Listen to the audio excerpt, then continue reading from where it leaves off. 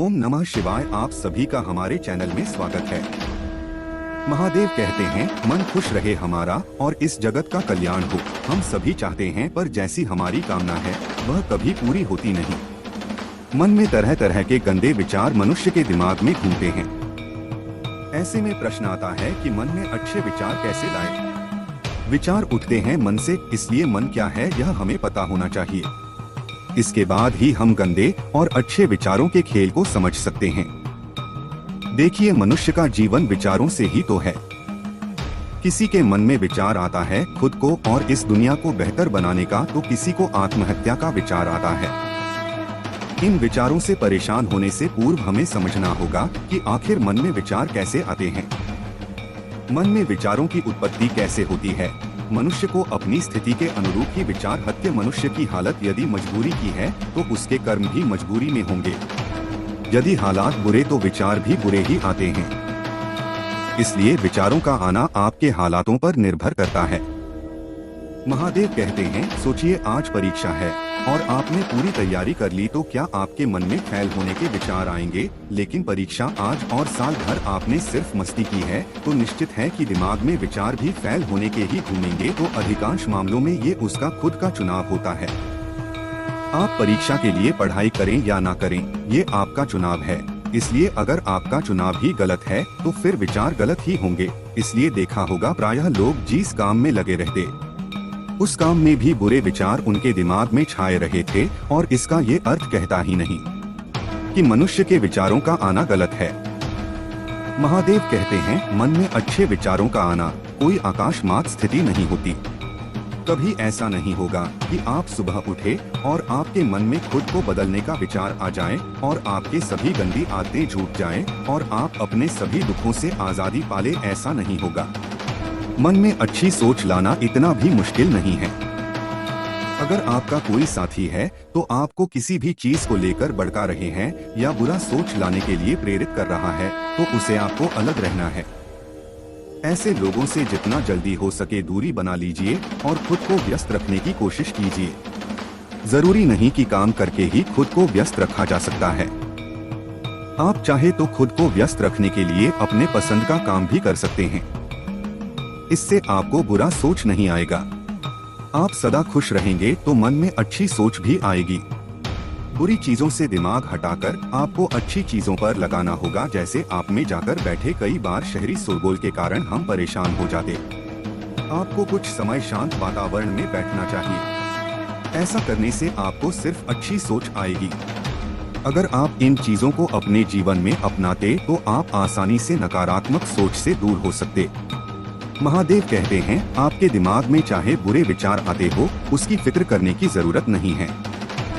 जब आप सुबह उठे तो एक अच्छा विचार, सोच और एक अच्छा वाक्य खुद से बोलने के लिए तैयार रखें। जैसे कि मैं आज बहुत खुश हूँ, आज मेरी मनोकामना पूर्ण होगी, या मैं अच्छे विचारों वाला व्यक्ति हूँ।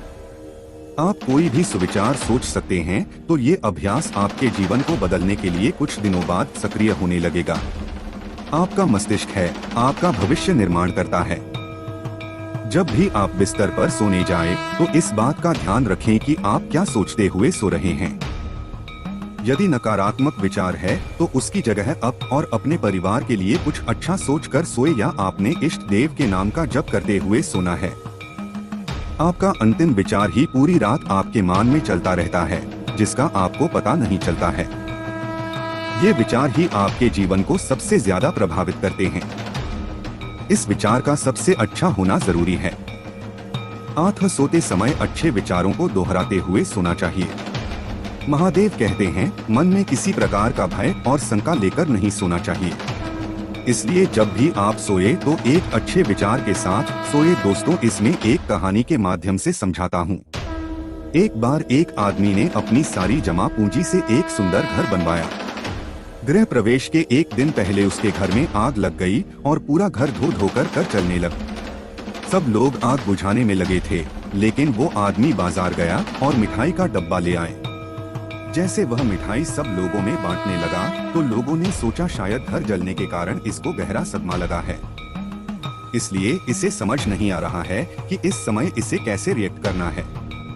फिर किसी ने पूछ ही लिया, भाई तेरा घर जल गया है, तू लड्डू बांट रहा है। और वह उत्तर सुनकर प्रश्न पूछने वाला निशब्द हो गया। तो साध्वी ने उत्तर दिया, आप लोग ये देख रहे हो कि गृह प्रवेश से पहले मेरा घर जल गया, लेकिन मैं यह सोच रहा हूँ मैंने गृह प्रवेश कर लिया होता तब आग लगती तो मेरे घर के साथ साथ मेरे परिवार वालों को भी नुकसान हो सकता था, इसलिए मैं महादेव का धन्यवाद कर रहा हूँ।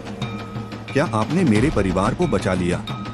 अगर जीवित रहे तो घर तो और भी बन जाएगी, इसलिए सकारात्मक सोच के साथ नजरिया भी सकारात्मक रखना जरूरी है। अच्छी आदतों से अच्छा होता है और बुरी आदतों से बुरा। यदि आप में किसी भी प्रकार का नशा करने, गाली बकने, क्रोध करने, ईर्ष्या करने, अनावश्यक भोजन करने और किसी का अपमान करने या अन्य किसी भी प्रकार की गंदी आदतें, तो फिर आपका वर्तमान और भविष्य भी वैसा ही होगा। बुरी आदतें डालनी नहीं पड़ती, उस संगत से स्वतः निर्मित हो जाती है। आप अपनी बुरी आदतों को छोड़ने की चिंता करने की बजाय आदतें डालना शुरू करें, जैसे सुबह जल्दी उठना, किसी असहाय की सहायता करना, माता पिता के प्रति दिन पैर छूना, अच्छे प्रवचन सुनना, लोगों से विनम्रता से बात करना, खुद की और अपने मित्रों की गलतियां स्वीकार कीजिए। महादेव कहते हैं, खुद का मतलब ये है, यदि आपसे घर, कॉलेज, ऑफिस या अन्य कहीं पर गलती हुई तो इसे स्वीकार करने में कोई हर्ज नहीं है। गलतियों पर पर्दा डालने का प्रयास करेंगे तो आप लोगों की नजर में गिरती जाएगी। काम करने वाले इंसान से गलतियां होती है, ये कोई बड़ा अपराध नहीं है, लेकिन इसे स्वीकार नहीं करना अपराध होता है। यदि आपके किसी मित्र, सहयोगी, परिवार के सदस्य या रिश्तेदार से कोई गलती होती है तो उसे भी स्वीकार करके उसको माफ करना जरूरी है। देखिए, जब इंसान के कदम उसे किसी नई मंजिल की तरफ ले जाते हैं तो अक्सर उसे पीछे मुड़ के देखने का मन करता है, क्योंकि उससे उसकी खट्टी मीठी यादें जुड़ी रहती हैं। कुछ सुविधाएं भी उसे वहां मिलती। इसी तरह जब आपने जीवन जिएंगे तो बीच में कुछ परेशानियां आ सकती हैं और इन बातों से मन घबराकर वापस उस पुराने सड़े गले जीवन को जीने के लिए मजबूर करेगा। ऐसी स्थिति में हिम्मत दिखाइए, महादेव को याद कीजिए और जो बेहतर जीवन जीने का चुनाव किया है उस पर आगे बढ़ते रहिए। पुराने समय में एक सेठ नदी किनारे वाले गांव में रहता था। कभी कभी नाव में सामान भरकर दूसरे गांव में व्यापार करने जाता था।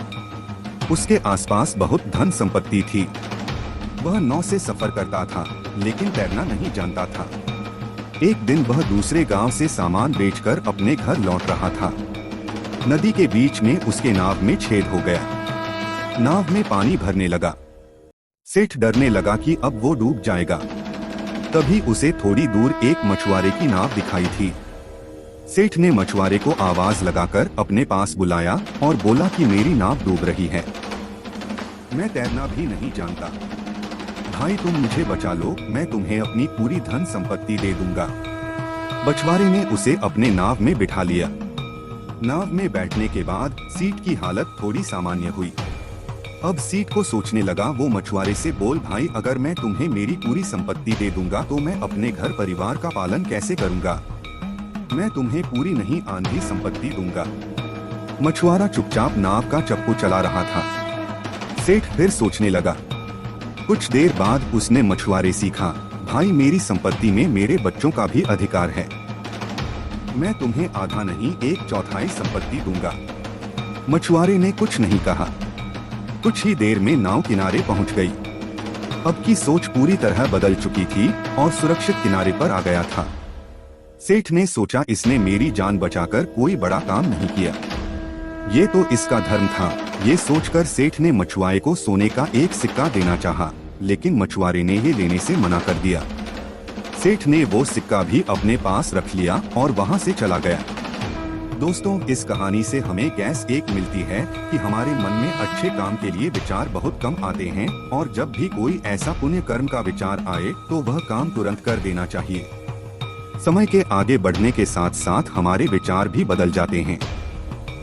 दोस्तों, इस वीडियो में बस इतना ही। मिलते हैं अगले वीडियो में। तब तक हमारे इस चैनल को सब्सक्राइब जरूर करें। अपना और अपने परिवार का ख्याल रखें। महादेव आपका सारे इच्छा को पूरा करे। हर हर महादेव।